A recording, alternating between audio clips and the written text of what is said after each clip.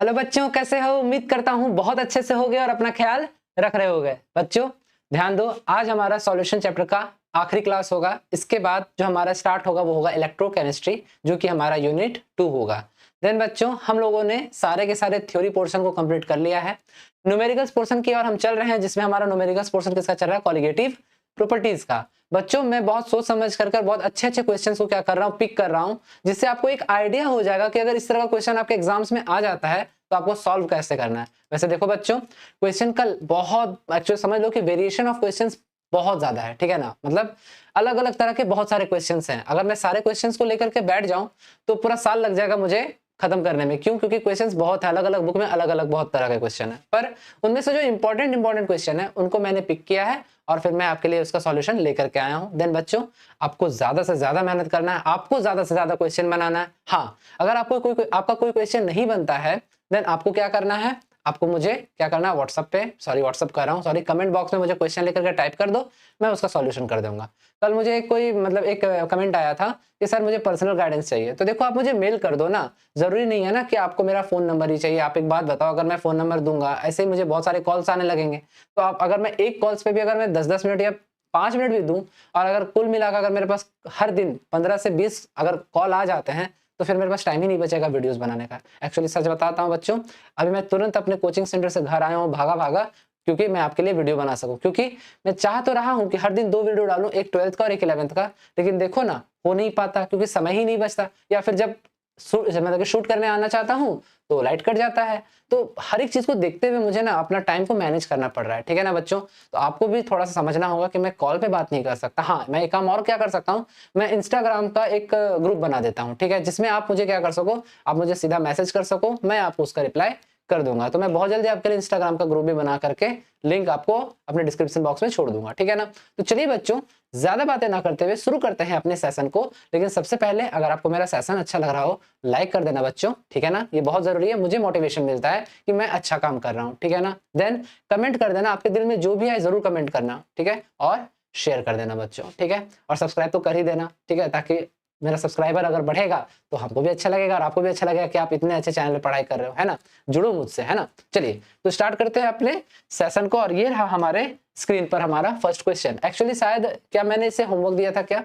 अगर दिया होगा तो ठीक है, मैं बना के दे रहा हूँ, ठीक है। लेकिन एक बार आपको क्या करना है, वीडियो को पॉज करना है और पॉज करके खुद से सॉल्व करने का कोशिश करना है। अगर हो जाता है तब तो फिर ठीक है, नहीं होता है तो मैं कहाँ जा रहा हूँ। हाँ, मैंने होमवर्क दिया था, इसे याद आ गया, मैंने होमवर्क दिया था, लेकिन आपने कोई कमेंट सेक्शन में मुझे आंसर नहीं बताया कि इसका आंसर क्या होगा, ठीक है। आपको देख करके इसका आंसर करना था, ठीक है बच्चों। देन चलो क्या करते हैं, स्टार्ट करते हैं, मतलब मैं क्वेश्चन को सॉल्व करता हूँ। तो देखो, क्वेश्चन हमसे कुछ ना कुछ जरूर कहता है और हमें उसे समझने की जरूरत है। जितना जल्दी हम क्वेश्चन को समझ जाएंगे, क्वेश्चन हमसे उतना जल्दी बन जाएगा, ठीक है बच्चों। तो देखिए हमारा क्वेश्चन हमसे क्या कहता है, क्वेश्चन हमसे कहता है at room temperature a dilute solution of urea is prepared by dissolving 0.60 gram of urea in 360 gram of water. मतलब क्या कह रहा है, कह रहा है कि रूम टेम्परेचर में एक dilute solution of urea is prepared है, मतलब यूरिया का डाइल्यूट सॉल्यूशन को प्रिपेयर किया गया है। कैसे किया गया, उसमें 0.60 ग्राम ऑफ यूरिया मिला है और 360 ग्राम ऑफ वाटर मिला है। कोई दिक्कत है इसमें? नहीं। Then if the vapor pressure of pure water at this temperature is 35 mm of Hg, मतलब आपको किसका, सॉल्वेंट का क्या दे दिया, वेपर प्रेशर दे दिया, ठीक है। देन बोल रहा है क्या, lowering of vapour pressure will be, मतलब आपको पूछ रहा है वो जो मैंने आपको पढ़ाया था ना, relative lowering of vapour pressure, वो क्या होगा। देन आपको सबसे पहले जो क्वेश्चन पूछा उसका फॉर्मूला लिख लो ना। देखो ये क्वेश्चन आपको कहाँ पूछा गया है, जेई मेंस में, ठीक है ना। तो देखो जब भी आपको कोई कुछ पूछ रहा है तो सबसे पहले क्या करो, उसका फॉर्मूला लिख लो। फॉर्मूला क्या था हमारा, फॉर्मूला था लोअरिंग ऑफ वेपर प्रेशर का delta P by P A naught is equal to क्या था, एक्स बी, जहां पे डेल्टा पी क्या था, change in vapour pressure, P A not क्या था, प्योर फॉर्म मतलब प्योर वेपर प्रेशर ऑफ क्या, सॉल्वेंट। हाँ, प्योर वेपर प्रेशर क्या था, सॉल्वेंट था, है ना। एक्चुअली क्या था, जो हम आपको दिए थे रिलेशन, उसमें ए हमारा क्या था, ए हमारा था सॉल्वेंट, याद रखना, ठीक है ना, सॉल्वेंट, और बी हमारा क्या था, बी हमारा था सॉल्यूट, हाँ या ना। देन पी ए नॉट है तो प्योर फॉर्म है, मतलब वेपर का प्योर फॉर्म है, वेपर प्रेशर है प्योर फॉर्म किसका, प्योर फॉर्म का, सॉल्वेंट का, ठीक है।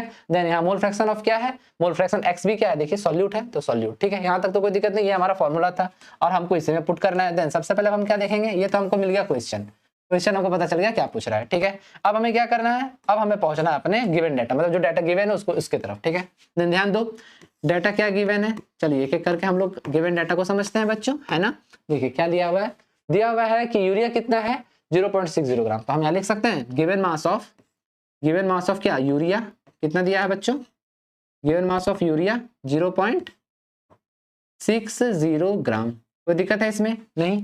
उसके बाद वाटर कितना दिया हुआ है, then W of water, given mass of water ये कितना दिया हुआ है, ये आपको दिया हुआ है 360 ग्राम, लिख लीजिए 360 ग्राम, यहाँ तक तो कोई दिक्कत नहीं है। देन बच्चों और क्या दिया हुआ है, देखिए उसके बाद आपको दिया है the vapour pressure of pure water, ये भी आपको कितना है PA नॉट कितना दिया हुआ है बच्चों, PA नॉट दिया हुआ है 35 mm Hg, 35 mm Hg, ये भी आपको दे दिया है, ठीक है ना। अब आपको मतलब बढ़ना है आगे तक। देन आपको क्या क्या चाहिए होगा, ध्यान दीजिए। सबसे पहले तो आपको डेल्टा P निकालना होगा, वही हमसे पूछ भी रहा है, relative lowering of vapour pressure, PA not हमको दिया हुआ है। आपको सबसे पहले क्या निकालना है, XB निकालना है। तो एक काम करिए, मोल फ्रैक्शन निकालिए, किसका, सॉल्यूट का। कैसे निकालिएगा आपको पता है, मोल फ्रैक्शन निकालने के लिए सबसे पहले आपको नंबर ऑफ मोल्स चाहिए। तो चलिए यूरिया का आपको गिवन मास दे दिया, मोलर मास निकाल लीजिए। देन क्या है, ध्यान दीजिए। देन एक काम करते हैं, हम यहाँ लिखते हैं, ठीक है। यहाँ देखिए, यहाँ लिख रहे हैं, ध्यान दीजिए। देन मोलर मास ऑफ क्या, urea, molar mass of urea ये कितना है, ये आपका दिया हुआ है क्या क्वेश्चन में, अगर नहीं दिया है तो आपको मैं बता दूं, हाँ दिया हुआ। मोलर मास ऑफ यूरिया देखिए यहाँ दिया हुआ है, मोलर मास ऑफ यूरिया कितना है 60 ग्राम पर मोल, हाँ या ना, ग्राम पर मोल, ठीक है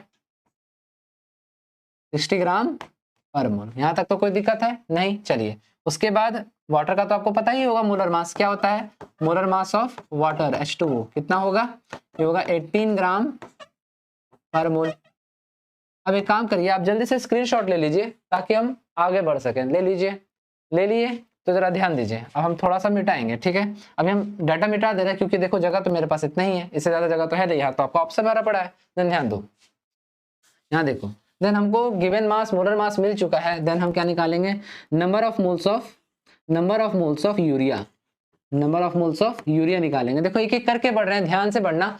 न्यूमेरिकल्स बहुत टफ नहीं होता है, बशर्ते अगर आप न्यूमेरिकल्स को एक बार समझ गए तो न्यूमेरिकल्स आपसे इजीली बनेगा। लेकिन अगर आप नहीं समझे, मतलब आपको समझो ऐसे रास्ता ढूंढना है, ठीक है। न्यूमेरिकल्स का मतलब रास्ता ढूंढना है, हर एक डाटा से धीरे धीरे करके आप रास्ता ढूंढते चले जाओ, आपको बन जाएगा, ठीक है।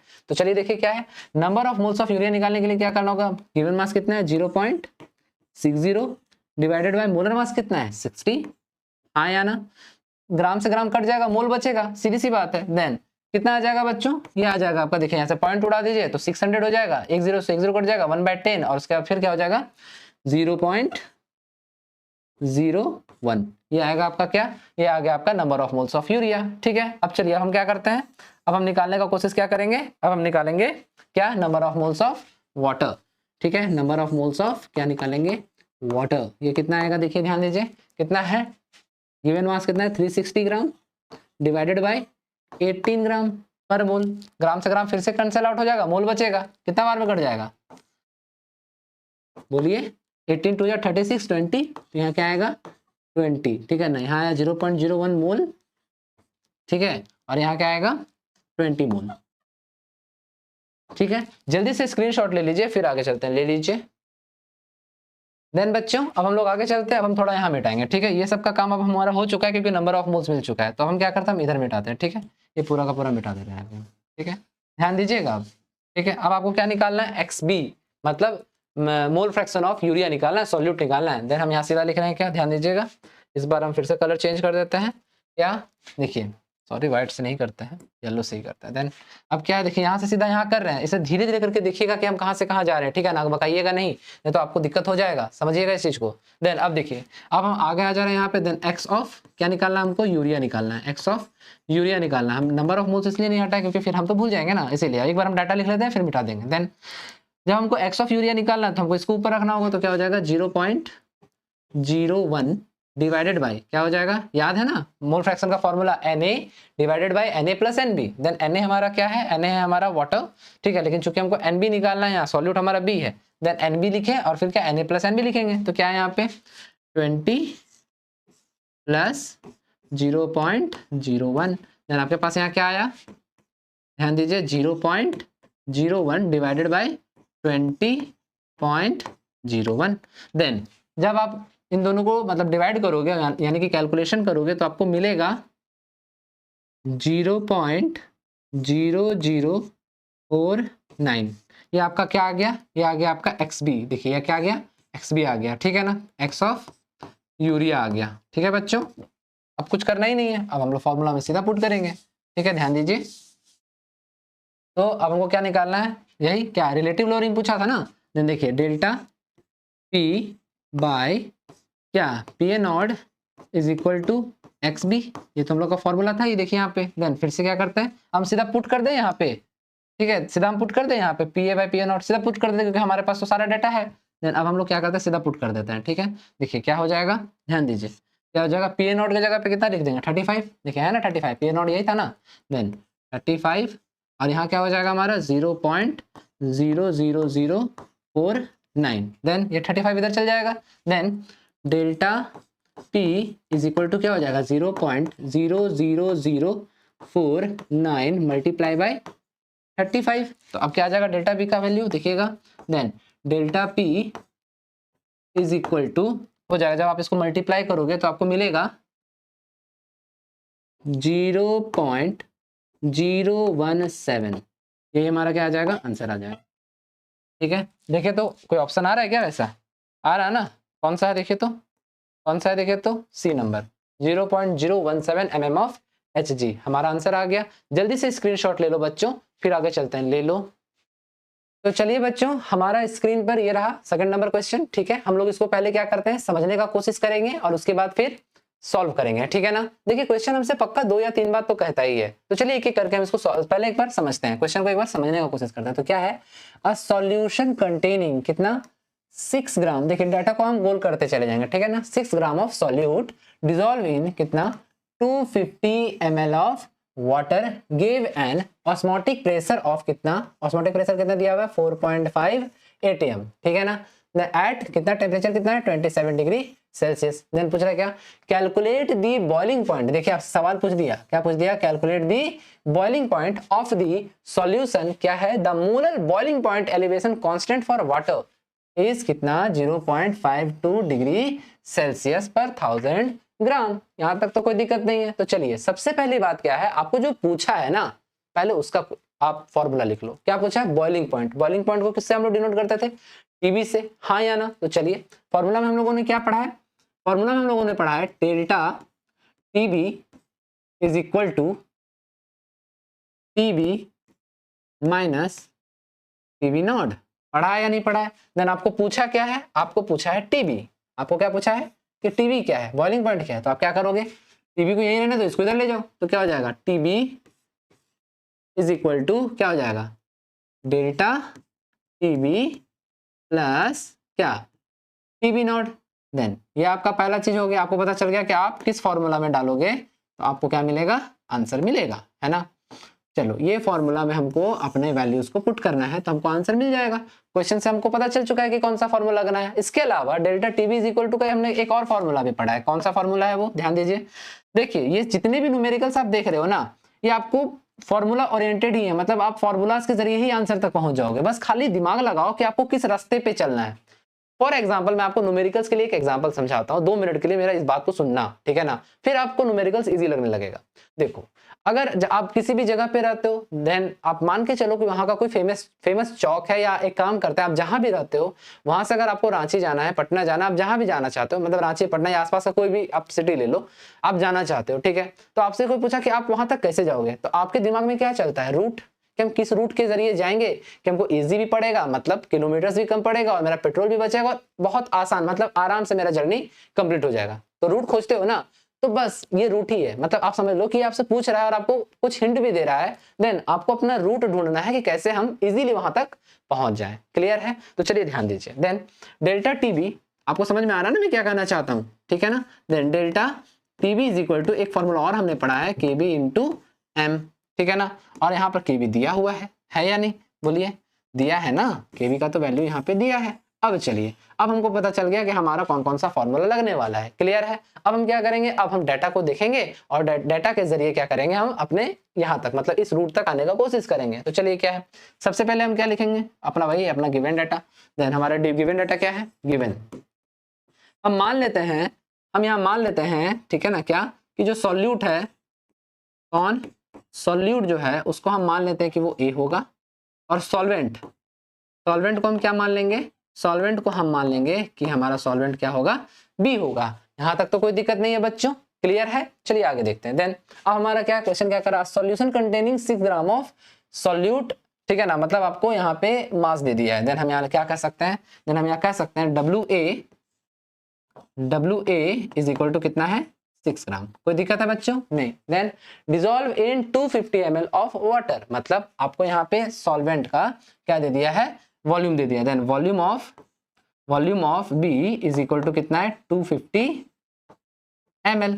अब देखो, चूंकि हमको मोलालिटी का जरूरत है, मोलालिटी का जरूरत है तो हमको सॉल्वेंट का मास का जरूरत है। तो हम ये मान लेते हैं, एक्चुअली मान ही लेना पड़ेगा इस कंडीशन में, वाटर के कंडीशन में खासकर, कि डेंसिटी जो होगा वाटर का, डेंसिटी ऑफ क्या, H2O, वो क्या होगा 1 ग्राम पर मिलीलीटर, 1 ग्राम पर मिलीलीटर। तो उस कंडीशन में हमारा W क्या हो जाएगा, उस कंडीशन में हमारा W क्या हो जाएगा, वो हो जाएगा 250 ग्राम। बोलिए कोई दिक्कत है क्या, इसको आपको समझना पड़ेगा, ठीक है ना। यहाँ तक तो कोई दिक्कत नहीं है, हमको सब कुछ समझ में आ रहा है। देन उसके बाद क्या कहता है, ऑस्मोटिक प्रेशर ऑफ 4.5 ATM, मतलब ऑस्मोटिक प्रेशर भी दे दिया। ऑस्मोटिक प्रेशर को हम देखिए यहाँ लिख रहे हैं, ठीक है। ऑस्मोटिक प्रेशर को किससे डिनोट करते हैं, आपको तो पता ही होगा, ठीक है। ऑस्मोटिक प्रेशर को हम डिनोट करते हैं पाई से, हाँ या ना। और पाई का वैल्यू कितना दिया हुआ है, 4.5 ATM, 4.5 ATM दिया हुआ है। कोई दिक्कत है इसमें, नहीं। 5 दिख रहा है ना, ठीक से, फिर से लिख दें क्या, चलिए लिख देते हैं। देन 4.5 ATM, अब तो कोई दिक्कत नहीं है दिखने में। चलिए अब क्या है, पाई का वैल्यू मिल गया। अब टेम्परेचर किस में, 27 डिग्री सेल्सियस। एक काम करते हैं, हम लोग टेम्परेचर को केल्विन में कर देते हैं, तो कितना हो जाएगा 27 डिग्री। देखिए आपको पता होना चाहिए, डिग्री सेल्सियस प्लस 273, तो ये चीज आपको पता होना चाहिए, ठीक है ना, प्लस 273। तो सीधा क्या आ जाएगा, टेम्परेचर का value T is equal to 300 kelvin.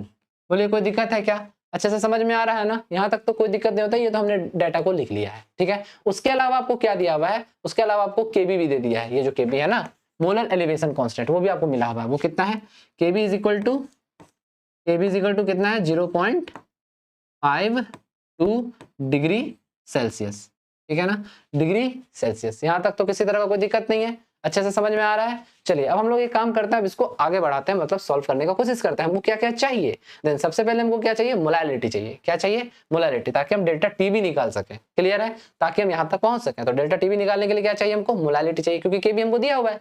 तो मोलालिटी निकालने के लिए क्या करना होगा, देखिए मोलालिटी के लिए फॉर्मूला आपको पता है क्या, number of moles divided by पर केजी वेट ऑफ सॉल्वेंट, या पर केजी मास ऑफ सॉल्वेंट, ठीक है। तो चलिए हम लोग बच्चों, मोलालिटी निकालने के लिए हमको क्या चाहिए, हमको चाहिए नंबर ऑफ मोल्स, है ना। एक्चुअली फॉर्मूला तो हमारा यही कहता है ना हमसे, ठीक है ना।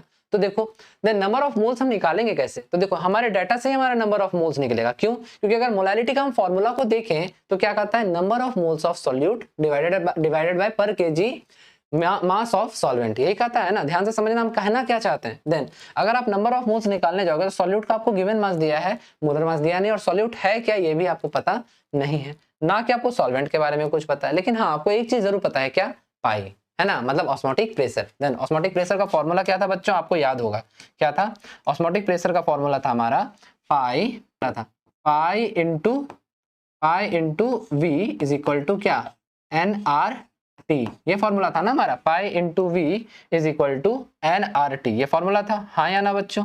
देन ये फॉर्मूला था आपको, ये एक और फॉर्मूला भी मैंने बताया था, क्या था वो था आपका pi is equal to N by V, और क्या था RT। यहाँ भी कोई दिक्कत नहीं है। देन अब हमारा यहाँ क्या निकालना, हमको N निकालना है, इसलिए हम V इधर नहीं कर रहे थे, ठीक है ना, क्योंकि हमको क्या निकालना है, देखो ध्यान दो समझो, इसलिए हम इसको नहीं करना चाह रहे थे, पर आपको हम बताया था कि ये फॉर्मूला भी हमने आपको बताया था। ध्यान दो, हमको निकालना है N, क्या निकालना है N, तो हम क्या करेंगे, हम RT को इधर ले आएंगे, तो क्या हो जाएगा, ध्यान दीजिए, देन ये हो जाएगा आपका n इज इक्वल टू इधर ले आओ तो क्या हो जाएगा pi into V divided by R T, है या नहीं। अब तो हमारे लिए कुछ नहीं, कोई दिक्कत नहीं, सारा का सारा वैल्यू हमको पता है, तो चलो निकालो। तो हम क्या करते हैं, ध्यान दो, देन अब इधर आ रहे हैं हम, ठीक है, एन सॉरी क्या है, N is equal to number of moles of solute ही निकलेगा यहाँ पे, याद रखिएगा। Then N is equal to pi का वैल्यू कितना है 4.5, चलिए सारा पुट कीजिए, कोई दिक्कत नहीं है, 4.5 ठीक है ना, इंटू वॉल्यूम कितना है 250 ml, देखिए यहाँ पे वॉल्यूम कितना है, 250 ml है, तो क्या कीजिएगा पाई इंटू क्या 250 ml यानी कि 250 डाल दिए, डिवाइडेड बाय क्या, इसके बाद क्या है बताइए, ध्यान दीजिएगा। देन इसके बाद क्या है हमारा आर टी का वैल्यू, आपको आर मतलब गैस कांस्टेंट, तो क्या होता है 0.0821, और उसके बाद क्या, उसका टेम्परेचर कितना है हमारा केल्विन में 300, है या नहीं, टेम्परेचर कितना है हमारा 300, एकदम अच्छे से क्लियर हो रहा है, कोई दिक्कत है नहीं है। देन आप क्या करो, सबको मल्टीप्लाई करो, उसका डिवाइड करो, मतलब कैलकुलेशन करो। देन कैलकुलेशन करोगे तो आपको मिलेगा 45.7, पूरा कैलकुलेशन आप करोगे तो इतना ही आएगा आपका, ठीक है। देन देखिए यहाँ ध्यान दीजिए, ये 250 जो वॉल्यूम हम लिए थे ये क्या था, ये 250 ml में था ना, तो आप एक बार बताओ क्या ml में लेंगे या लीटर में, लीटर में लेंगे ना, तो एक काम करते हैं, इसको हम डिवाइड कर देते हैं यहीं पे, ऐसे यहाँ भी 1000 कर सकते थे, ठीक है, लेकिन नहीं किए, यहाँ पर कर दे रहे हैं। देन ये क्या हो जाएगा 1000 से इसको जब डिवाइड कर देंगे तो आपको n का वैल्यू क्या मिल जाएगा, n का वैल्यू मिल जाएगा आपको 0.0457, ठीक है बच्चों, यहाँ तक तो कोई दिक्कत नहीं है, अच्छे से क्लियर है। जल्दी से स्क्रीनशॉट लेंगे ताकि आगे चल सके, ले लीजिए। देन चलो बच्चों, अब हमें क्या निकालना होगा, ध्यान दो, ध्यान से, मतलब क्या ध्यान दो, मतलब ध्यान से, ध्यान ही दो, ठीक है ना। क्या निकालना होगा, अब हमें निकालना होगा, देखो डेल्टा, हमें क्या चाहिए, डेल्टा टीवी चाहिए ना, डेल्टा टीवी, ध्यान दो, देखो ये डेल्टा टीवी चाहिए। देन डेल्टा टीवी के लिए क्या करना होगा, केबी इंटू एम करना होगा। देन चलिए हम लोग क्या करते हैं, सीधा पुट करते हैं, ठीक है बच्चों। देन क्या होगा, देखो delta TB is equal to क्या होगा, ध्यान दो, केबी कितना दिया हुआ है, केबी कितना है हमारे पास, देखिए ध्यान दीजिए, केबी 0.52 है ना, तो लिखिए यहाँ पे 0.52 डिग्री सेल्सियस होता है, ठीक है ना। Then degree Celsius multiply KB into M, then multiply by molality के लिए क्या लिखोगे, क्या होता था नंबर ऑफ मोल्स, ठीक है ना, number of moles of solute, तो कितना है एन कितना है हमारा 0.0457, ठीक है, डिवाइडेड बाय क्या हो जाएगा W kg of solvent. Then देखिए W kg है यहाँ पे दिया हुआ हमारा, हम लोग kg में हम निकाले थे अभी, हम देखिए W भी कितना है हमारा, B हमारा सॉल्वेंट था ना 250 ग्राम था, हाँ या ना, तो चलिए यहाँ क्या लिखेंगे 250, उसके बाद चूंकि ये ग्राम में है और हमको इसको क्या करना है kg में करना है, तो यहाँ मल्टीप्लाई किससे करेंगे 1000 से, ये तो यहाँ लिखाया नहीं, जगह का कमी पड़ गया, रुकिए बच्चों एक बार और हम यहाँ लिख रहे हैं, यहाँ ठीक से नहीं हुआ, ठीक है, ध्यान दीजिए, क्या है delta TB is equal to KB कितना है 0.52 multiply by number of moles of solute 0.0457 और उसके बाद डिवाइडेड बाय 250 ग्राम था, इसको हमको केजी में करना होगा, तो क्या करेंगे मल्टीप्लाई यहाँ क्या करेंगे 1000 करेंगे, क्या करेंगे 1000 करेंगे। देन अब आप क्या करो, पूरा का पूरा को कैलकुलेशन करो। देन जब आप पूरा का पूरा कैलकुलेशन करोगे तो आपको जो वैल्यू मिलेगा 0.095 डिग्री सेल्सियस, ये आपको मिल गया डेल्टा टीवी। अब तो कुछ है ही नहीं ना, अब हमको क्या निकालना है, बॉइलिंग पॉइंट निकालना है, ये देखिए हमने फॉर्मूला बनाया हुआ है, then TV is equal to delta TV plus TV naught. तो चलिए क्या करते हैं टीवी, अब देखिए इसको हम अलग कलर से कर दे रहे हैं ताकि आपको मतलब कि किसी तरह का कोई दिक्कत ना हो। Then TV is equal to, चलिए टीवी डेल्टा टीवी का वैल्यू कितना है यहाँ 0.095 डिग्री सेल्सियस, और क्या टीवी नॉट किसका, वाटर का ना, टीवी नॉट देखिए यहाँ लिखा हुआ है टीवी नॉट किसका, वाटर का। आपको पता है ना प्योर फॉर्म में अगर वाटर होगा उसका बॉइलिंग पॉइंट कितना होगा 100 डिग्री सेल्सियस, तो हम यहाँ क्या लिखेंगे प्लस 100 डिग्री सेल्सियस। देन आपका टीवी कितना आया, देन आपका टीवी आएगा कितना 100.095 डिग्री सेल्सियस आंसर। बोले क्लियर है बच्चों, क्या इस तरह का क्वेश्चन में कोई दिक्कत है, नहीं होना चाहिए, बहुत अच्छे से एलाबोरेट करके मैंने आपको इसका आंसर किया है। जल्दी से स्क्रीनशॉट लेंगे ताकि हम आगे चल सकें, ले लीजिए। तो चलो बच्चों अब हम चलते हैं अपने नेक्स्ट क्वेश्चन की ओर, ठीक है ना, ध्यान दीजिएगा। देन स्क्रीनशॉट तो आपने ले ही लिया होगा। देन ये रहा हमारा क्वेश्चन का मतलब हमारे इस सेशन का थर्ड क्वेश्चन आपके स्क्रीन पे है ना। देखिए क्या है यहाँ पे, ध्यान दीजिए। यहाँ क्वेश्चन आपसे क्या कह रहा है, देखिए ध्यान से समझिएगा, ठीक है। क्वेश्चन आपसे कह रहा है the freezing point of a diluted milk sample is found to be कितना, -0.2 degree Celsius, while it should have been कितना, -0.5 degree Celsius, pure milk. How much water has been added, देखिए क्या लिख रहा है, how much water has been added to pure milk to make the diluted sample, मतलब कितना पानी और हम मिलाएंगे कि हमारा क्या होगा, दूध का एक डाइल्यूटेड सैंपल बनेगा। आपको दिया क्या क्या हुआ है, सबसे पहले ये जानिए, उसके जरिए ही आप इस क्वेश्चन को समझ पाएंगे। इसमें आपको 4 ऑप्शन भी दिया हुआ है, ठीक है। तो पहले आपको क्वेश्चन में क्या दिया हुआ है, जब आपको क्या कह रहा है ये फ्रीजिंग पॉइंट, तो मतलब कहाँ जा रहे हैं आप, फ्रीजिंग पॉइंट की तरफ, ठीक है ना। देन आपको यहाँ गिवन में क्या दिया है, देखिए ध्यान दीजिए, given data, given data, given, जब आपको दिया हुआ है क्या, उसके बाद क्या, डाइल्यूटेड सैंपल, फ्रीजिंग पॉइंट आपको दिया हुआ उतना, तो क्या है, फ्रीजिंग पॉइंट को हम लोग किसे कहते थे, टीएफ से। तो हम लिखेंगे क्या, फॉर, पहले लिखेंगे क्या, देखिए 2 कंडीशन है यहाँ पर, दोनों का हमको अलग अलग फ्रीजिंग पॉइंट दिया है, इसलिए हम क्या लिखेंगे, पहला कंडीशन क्या लेंगे, पहला कंडीशन लेंगे हम, सॉरी, फॉर क्या, diluted, for diluted milk sample, या फॉर डाइल्यूटेड मिल्क, ठीक है ना, चल लिख देते हैं सैंपल, ठीक है। कितना है, इसको हम क्या मानेंगे, टी एफ, जाहिर सा बात है फ्रीजिंग पॉइंट को टी एफ से कहते हैं, तो टी एफ क्या, इसको हम 1 मान लेंगे, ठीक है, या ए भी मान सकते हैं, कोई दिक्कत नहीं। Then T F 1 is equal to कितना, माइनस का 0.2 डिग्री सेल्सियस, यही दिया हुआ है। इसी तरह से हमको क्या, दूसरे वाले का क्या दिया है, इसी तरह से दूसरे वाले का क्या दिया है, for, sorry, for pure milk ना, क्या है, while it have been, हाँ, diluted milk sample is found in while it should have been 0. हाँ, pure milk, then for pure milk, ध्यान दीजिए एक एक चीज को पढ़िएगा है ना, ताकि गलती ना हो। For pure milk is equal to कितना है, इसको हम मान लेंगे TF2, ठीक है, क्या मान लेंगे, TF2 इज इक्वल टू, ये कितना दिया हुआ, माइनस का 0.5 डिग्री सेल्सियस। यहाँ तक तो कोई दिक्कत नहीं है बच्चों, किसी तरह का कोई इशू नहीं है, पक्की बात है। चलिए अब हम लोग क्या करते हैं, आगे चलते हैं। देन जब आपको ये दोनों मिल गया है तो डेल्टा टीएफ का आपको वैल्यू पता होना चाहिए, है ना। तो चलो बच्चों अब हम लोग क्या करते हैं, यहीं पर आगे देखते हैं। देन आपको फॉर्मूला पता क्या है, क्या पता आपको, डेल्टा, देखिए फॉर्मूला लिख रहे हैं है ना, फॉर्मूला आपको पता होना चाहिए। Then delta TF change in freezing point, है ना, इज इक्वल टू क्या था हमारा, टीएफ, ठीक है ना, टीएफ क्या, not minus TF, sorry, TF not minus TF, ठीक है ना, टीएफ नॉट माइनस टीएफ। इसी तरह से हमको क्या पता है, क्लियर हो गया यहाँ तक, ये हमारा क्या था, फॉर्मूला था बच्चों, दिमाग में रखना है इस चीज को, ठीक है, ये हमारा फॉर्मूला था, ठीक, ध्यान दो, ये हमारा क्या था, ये हमारा फॉर्मूला था, ठीक है। देन अब हमको क्या करना है, हमारे पास देखो टीएफ का 2 वैल्यू है, तो उसके लिए हम डेल्टा टीएफ नहीं निकाल सकते क्या, निकाल सकते हैं ना, तो चलिए निकालते हैं। ध्यान दीजिए, देखिए क्या करेंगे अब हम इसमें, देन डेल्टा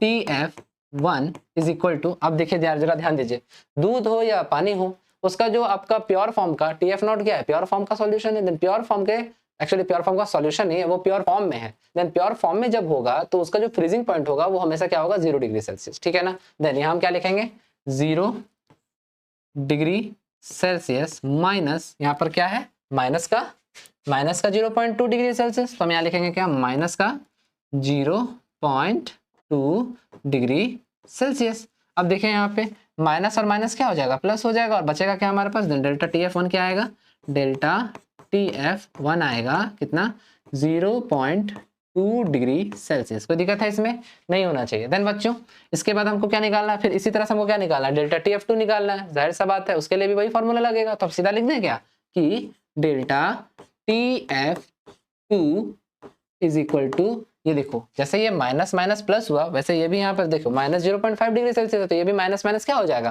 प्लस हो जाएगा ना। तो हम क्या लिखेंगे, यहाँ लिखेंगे 0.5 डिग्री सेल्सियस। बोलो यहाँ तक किसी तरह कोई दिक्कत है क्या, नहीं होना चाहिए। जल्दी से स्क्रीनशॉट लेगा यहाँ का, ताकि हम इधर मिटा दें, जल्दी से स्क्रीनशॉट लो, फिर हम आगे चलते हैं, ले लो। देन चलो बच्चों, अब हम लोग क्या करते हैं, आगे चलते हैं। आपको क्या करना है, ये वैल्यू को याद रखना है, तो हम इसको कहीं साइड में लिख देते हैं, ठीक है। चलो क्या करेंगे, हम यहाँ पे इसको साइड में लिखेंगे, TF1 और TF2 का वैल्यू, ठीक है, आपको काम आएगा अभी, ठीक है। तो हम इसको साइड में कहीं लिख दे रहे हैं, ठीक है। ध्यान दीजिए क्या आया, delta TF1 is equal to कितना है, 0.2 डिग्री सेल्सियस, और delta TF2 is equal to 0.5 degree Celsius. यहाँ तक तो कोई दिक्कत नहीं है बच्चों।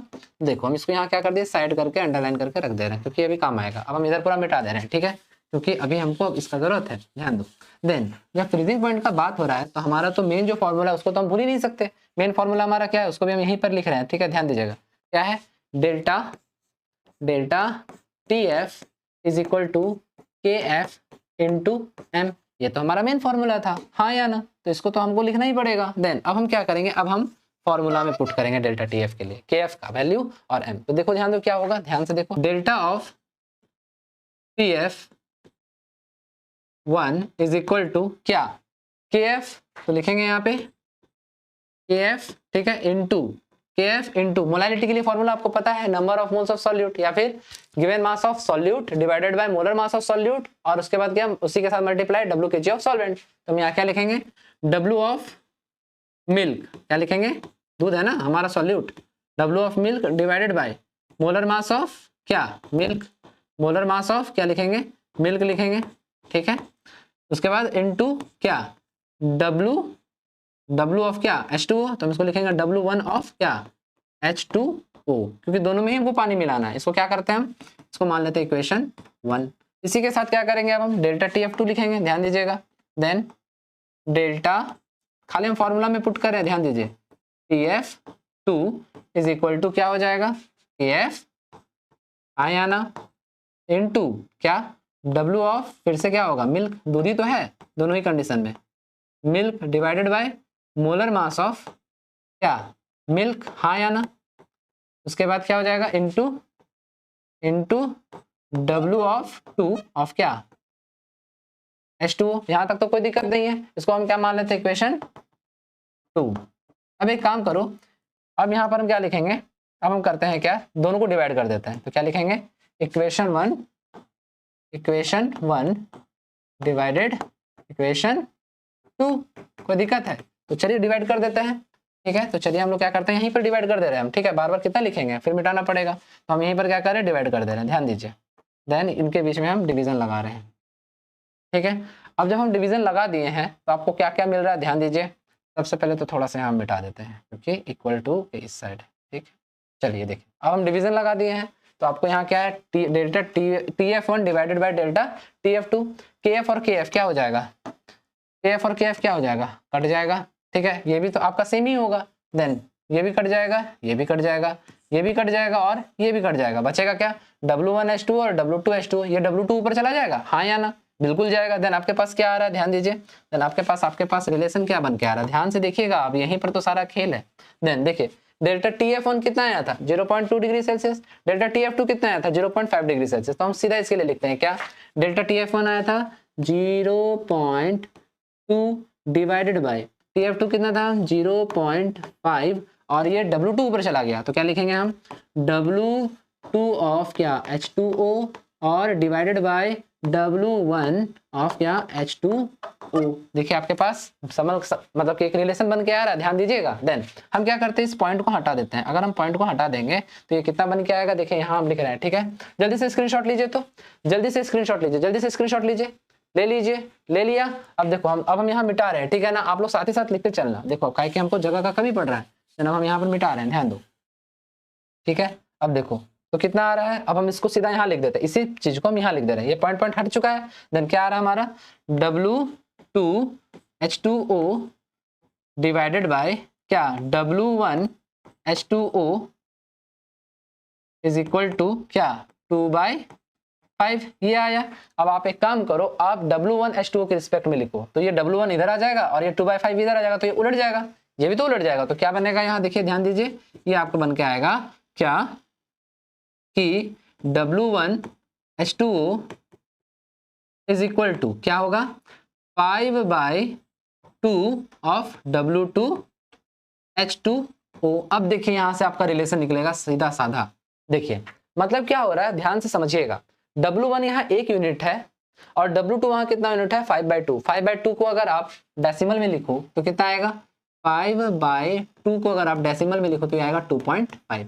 मतलब आपका W1 क्या था, डाइल्यूटेड क्या था, मतलब आप पानी मिला रहे थे ना, डाइल्यूटेड मिल्क था। मतलब अगर 1 यूनिट आपका पानी मतलब कि डाइल्यूटेड मिल्क बन रहा है तो उसमें आप कितना पानी मिलाओगे, ध्यान दो। अगर 1 यूनिट बन रहा है तो यहाँ W2 कितना है, 2.5, तो 1 आप माइनस कर दो तो कितना, हम ये लिख सकते हैं ना, ध्यान दीजिए, 1 कप ऑफ मिल्क में कितना वाटर हम मिला रहे हैं, ध्यान दीजिएगा, कितना है हमारा 2.5 माइनस कितना 1, तो आपका टोटल कितना आ रहा है 1.5 क्या मिला रहे हैं आप, वाटर, आया कि नहीं, 1.5 क्या cup water, 1.5 cup of water मिला रहे, क्योंकि ये पहले से ही डाइल्यूटेड मिल्क था, W1 डाइल्यूटेड मिल्क ही था, ध्यान दीजिएगा, प्योर मिल्क नहीं था। आपका प्योर मिल्क तब होता जब वहां लिखा होता, देखिए यहाँ शुरू में लिखा हुआ है क्या, हम एक को माने थे क्या, डाइल्यूटेड मिल्क, याद रखिएगा।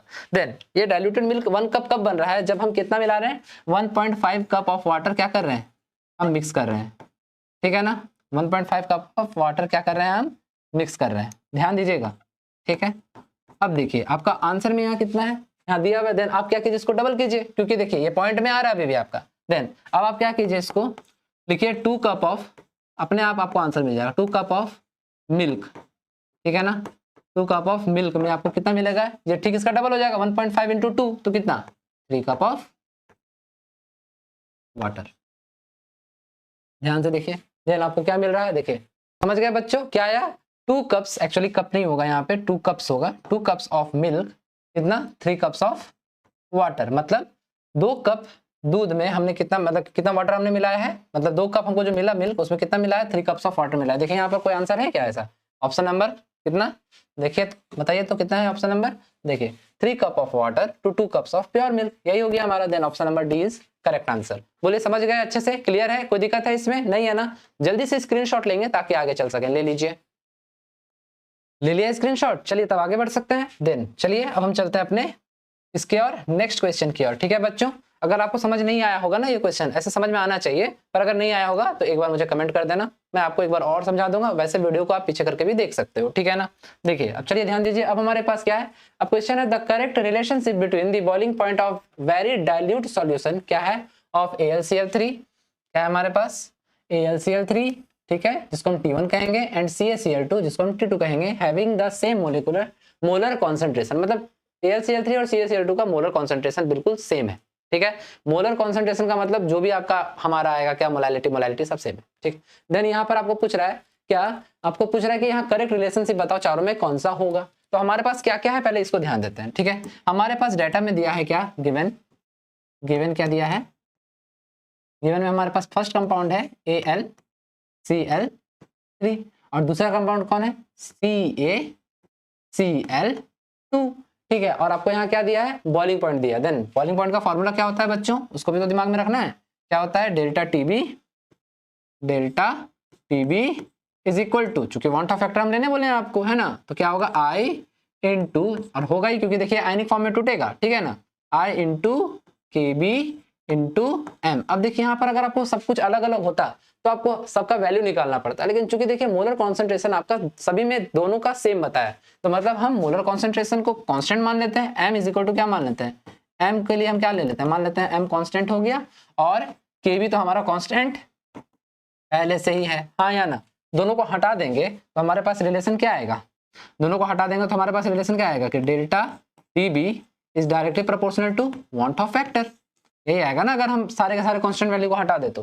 क्लियर है, कोई दिक्कत है इसमें, नहीं। देन डेल्टा टीबी हमारे वांट ऑफ फैक्टर के डायरेक्टली प्रोपोर्शनल आ रहा है। अब सीधी सी बात है, अब हमारा यहाँ रिलेशन कैसे आएगा, जिसका वांट ऑफ फैक्टर ज्यादा या कम, अगर दोनों में से किसी का ज्यादा या कम आया तो हमारा क्या हो जाएगा, वही हो जाएगा हमारा आंसर। देन वांट ऑफ फैक्टर देखिए यहाँ AlCl3 है, देन ये टूटेगा किसमें, ध्यान दीजिए, ये Al+3 में टूटेगा, मतलब ये Al जो है, ध्यान दीजिए, Al किस में टूटेगा, +3 में। यहाँ देखिए कैल्शियम किस में टूटेगा, Ca+2 में। देन हम ये कह सकते हैं कि जो I आएगा, वांट ऑफ फैक्टर आएगा एल्यूमिनियम का ज्यादा आएगा किससे, कैल्शियम से, हाँ या ना, आएगा कि नहीं आएगा, किसका I का जो वैल्यू होगा वो आपका एल्यूमिनियम का ज्यादा आएगा किससे, कैल्शियम से, हाँ या ना, कोई दिक्कत है इसमें। देन एल्यूमिनियम के लिए क्या यूज किया गया है, T1। देन हम ये कह सकते हैं कि T1 is greater than T2। कह सकते हैं कि नहीं कह सकते? देखिए कहीं है आंसर, चेक कीजिए, क्या कहीं आंसर है? क्या कोई ऑप्शन है? हाँ है ना, T1 is greater than T2, ये हमारा करेक्ट आंसर होगा। चलो बच्चों, यहाँ तक कोई दिक्कत है? समझ गए अच्छे से? स्क्रीनशॉट ले लो स्क्रीनशॉट, जल्दी लो।